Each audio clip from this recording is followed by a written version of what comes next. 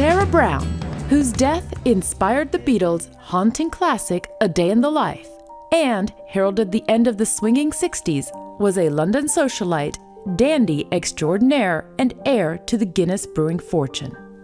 Born March 4, 1945, in London, England, Browne spent many evenings in the drawing room of his mother's mansion in Ireland.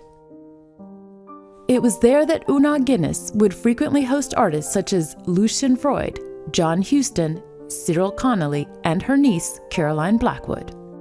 After a brief stint living in Paris, France, the 17-year-old Browne moved to London, where he would befriend some of history's most famous musicians.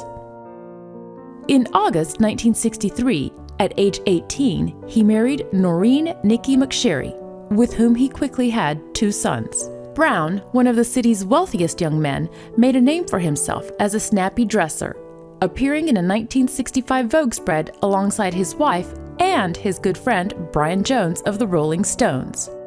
During that time period, Browne also befriended Paul McCartney, introducing the famous Beatle to LSD. For his 21st birthday party in 1966, Browne chartered 2 private jets to fly 200 of his friends, including Mick Jagger, Brian Jones, Michael McCartney, John Paul Getty, and Robert Fraser, to the family manor in Ireland. Hot town, summer in the city, back of my neck getting dirt and gritty. The Love and Spoonful, then one of the hottest bands in the world, were flown in for a private performance.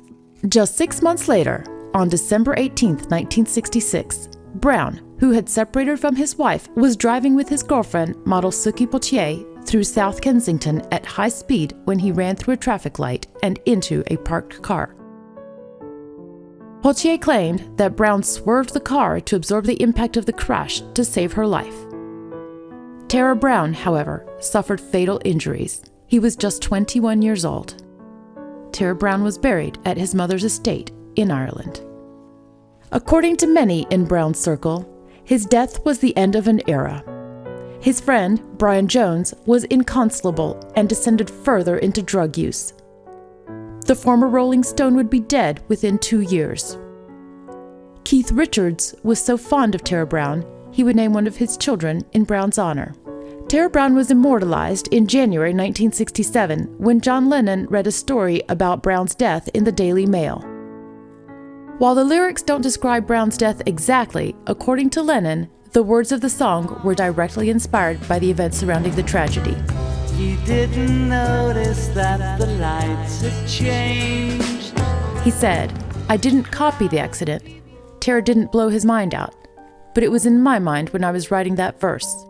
A Day in the Life celebrated its 50th birthday last year.